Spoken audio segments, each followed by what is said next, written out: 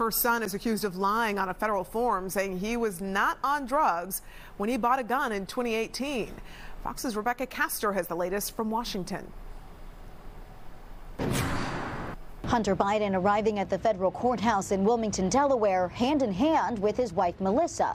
But it was his ex-wife and former girlfriend who were the focus of today's testimony. Well, I think what we're seeing now, Martha, is a myriad of circumstantial evidence, in addition to virtually direct evidence from the defendant's own mouth in terms of what the jury is hearing from the audio version of his book. During her surprisingly short time on the stand, Hunter's ex-wife, Kathleen Buell, said she learned he was using drugs in 2015 after finding a crack pipe in their D.C. home.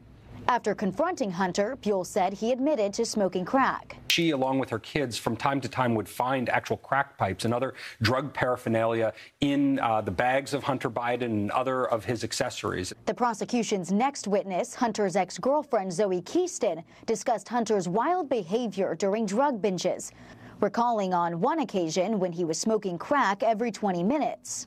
However, Hunter's defense maintains that he was not using drugs at the time when he bought the gun. This was an addict who he lied. He possessed a gun. He's guilty. But why not put him in drug court? If his name was not Hunter Biden Lawrence, I don't think you and I would be talking about this case.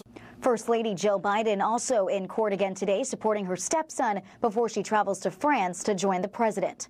In Washington, Rebecca Castor, Fox News. House Republicans have issued criminal referrals against the president's son and brother, accusing them of making false statements to Congress. The statements were made during the year-long impeachment inquiry. A letter from the Republican chairman of the House Oversight Committee was sent to the Justice Department.